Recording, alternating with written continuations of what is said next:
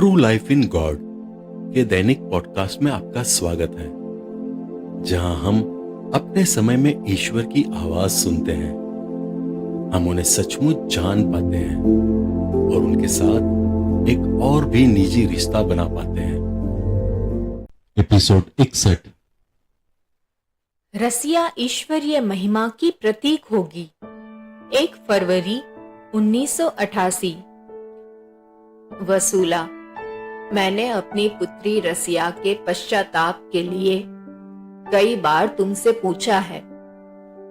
मैंने उनकी पवित्रकरण करने के लिए पूछा है।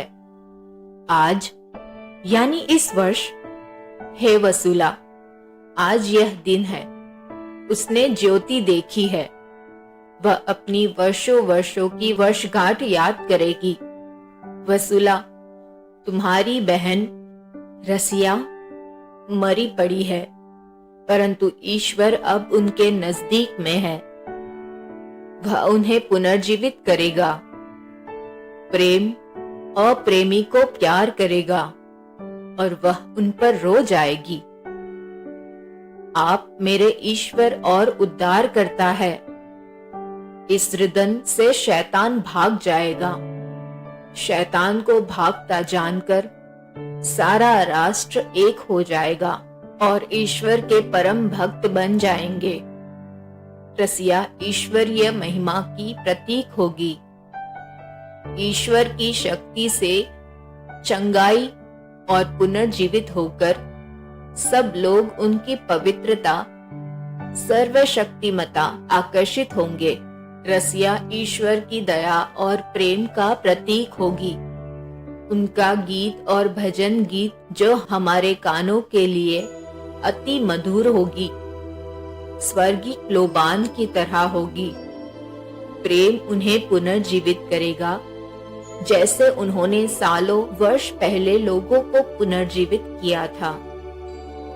माता मरियम का संदेश यहाँ समाप्त होता है। प्रभु यीशु ऐसा जान पड़ा कि उनके पास बहुत से गुप्त है जो पर्दाफाश नहीं होगा। बहुत खुश थे, वह खुश थे, अंतर ध्यान हो गए। मेरी पुत्री, मैं पीटर से मिलने के लिए कितना विकल हूँ। मेरा प्रिय पीटर, तुम्हारी बहन से मिलो। प्रभु यीशु उन्हें उत्साहित करे। हे प्रभु, यदि यह आपकी इच्छा हो तो उनके पथ खोल दे। वसूला, तुम आओ।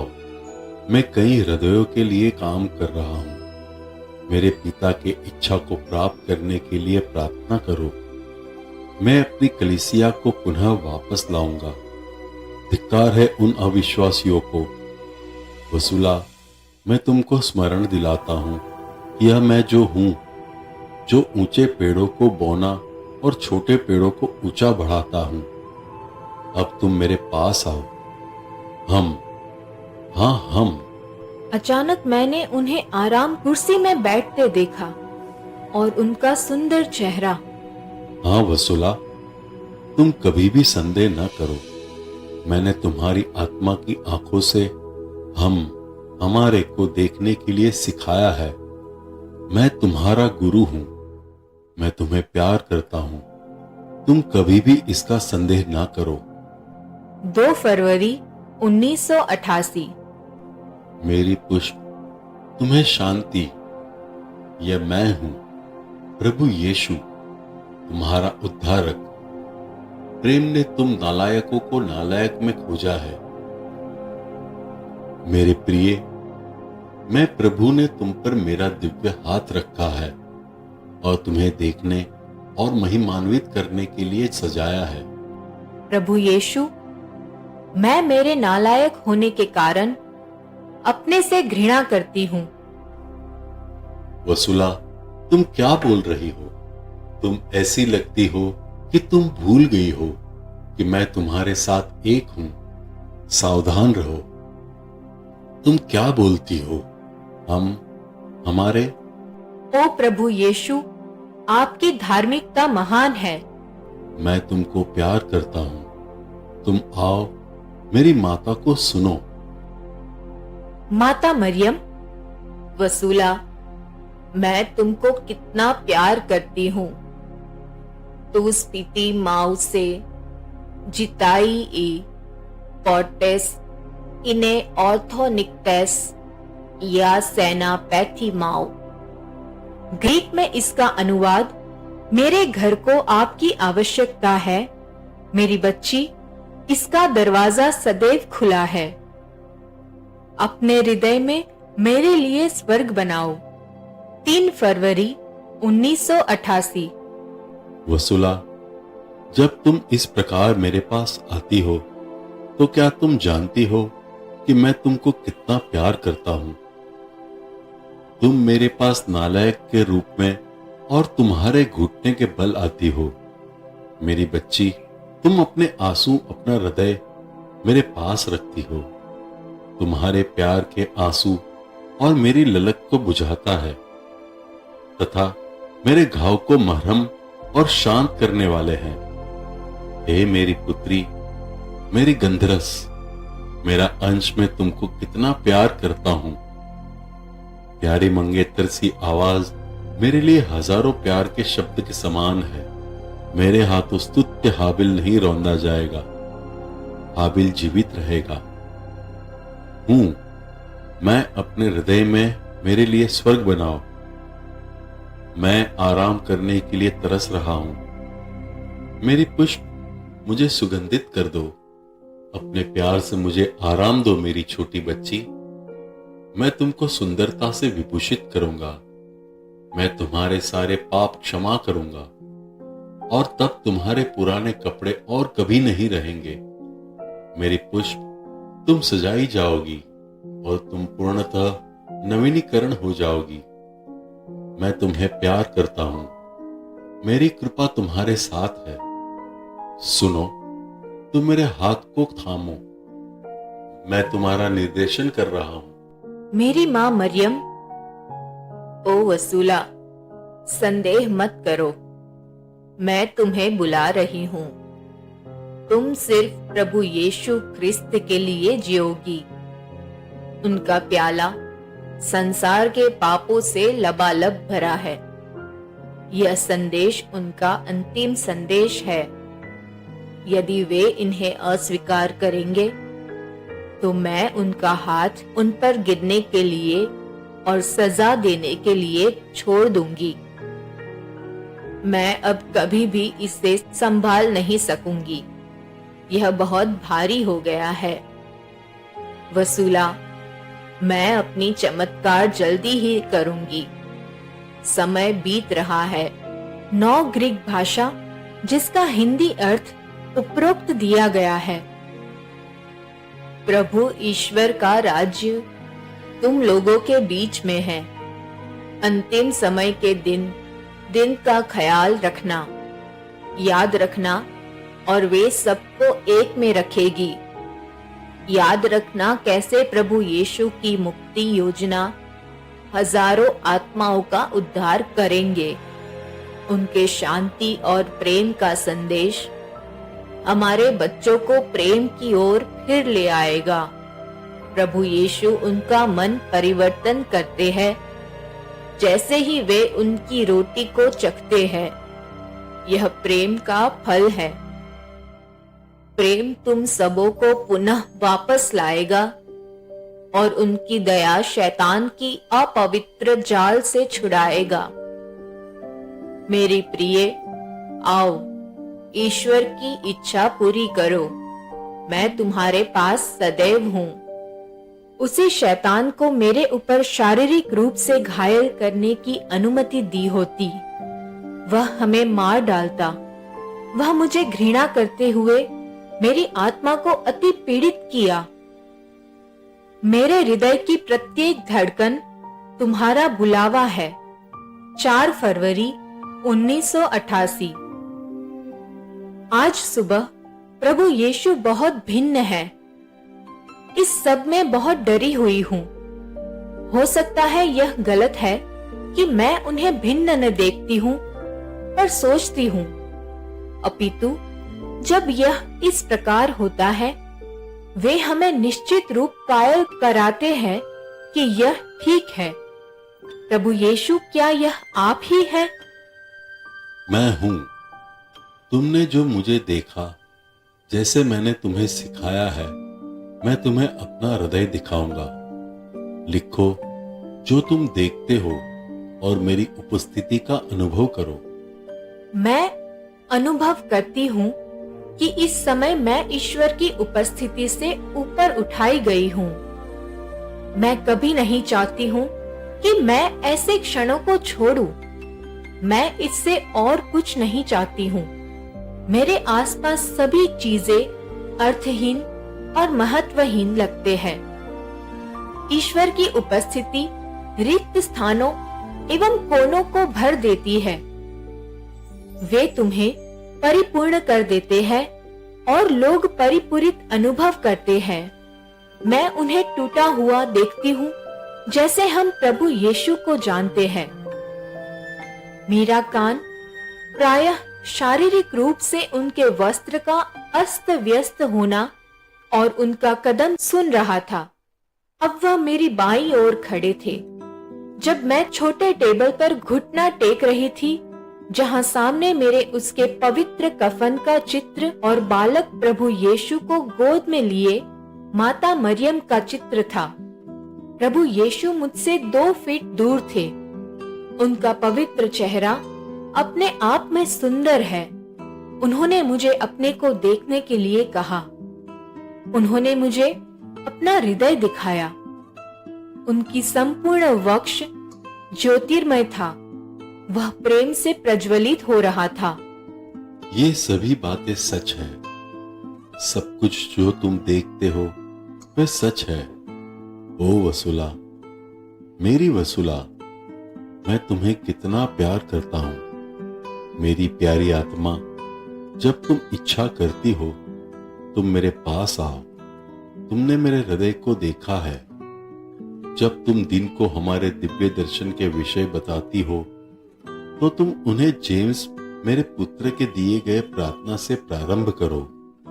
यह मैं हूं जिसने तुम्हें क्या करना है उसे बताया है। प्रारंभ में कुछ समय तक ये प्रार्थनाएं कर रही थी, परंतु बाद में मैंने बंद कर दी। माता मरियम ने मुझे स्मरण दिलाया कि मैं इस प्रार्थना को करती रहूं। याद करने के बाद मैं लगातार प्रार्थना करती रही हूं।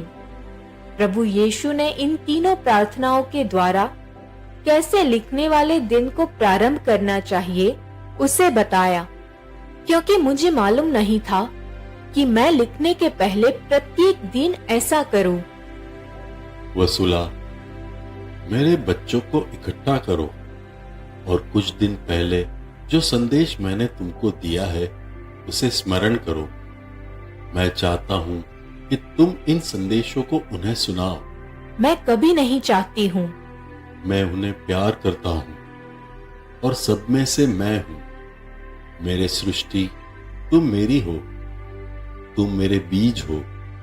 मेरे प्रेम, मैं तुम्हारा उद्धारक हूं। क्या तुम मुझसे दूर हो जाओगे? क्या तुम मेरी बाहों में आओगे?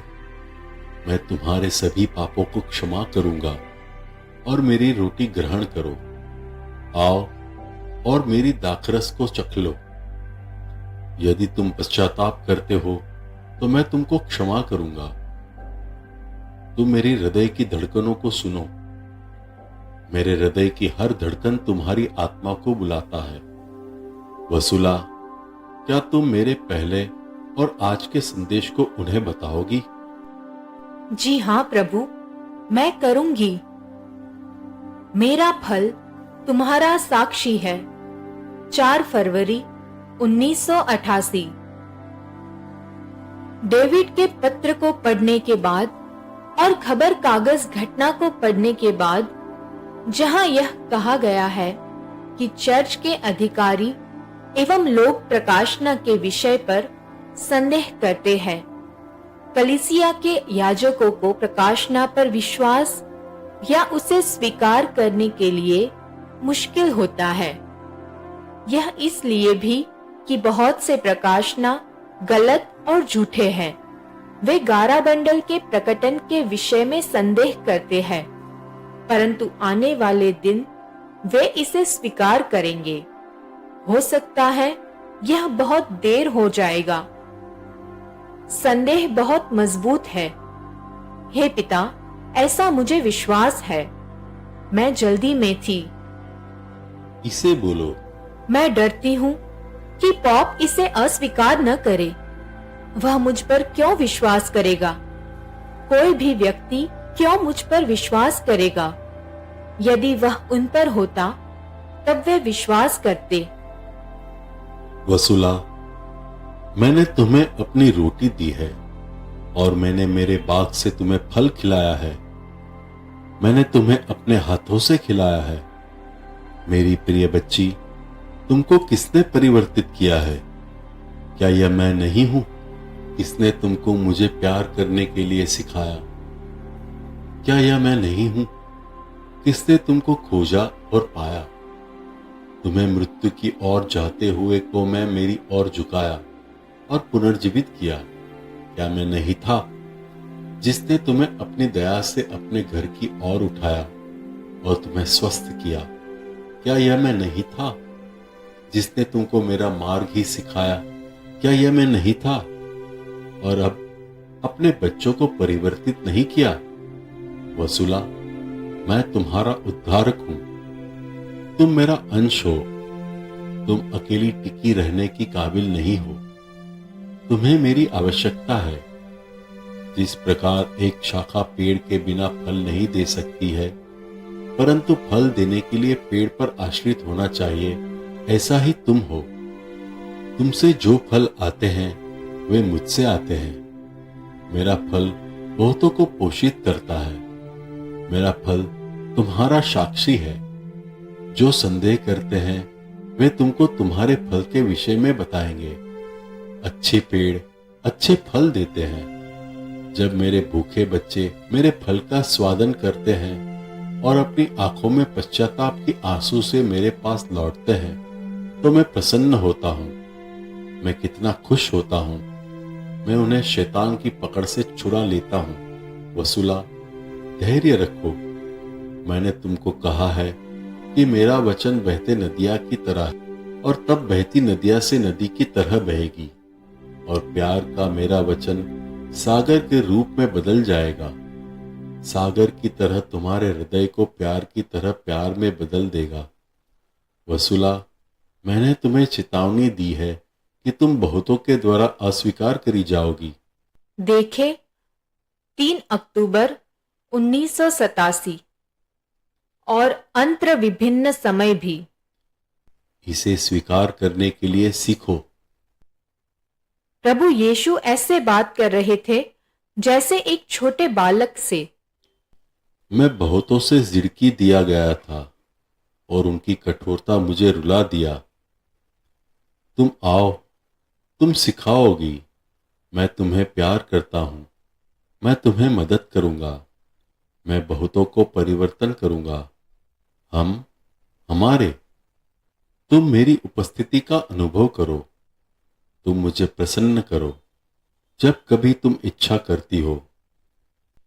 देखे 93.10 व 887 और अंतर विभिन्न समय भी। आपने अभी अभी true life in God podcast सुना है। कल हम फिर एक नए एपिसोड के साथ आपसे मिलने के लिए उत्सुक हैं।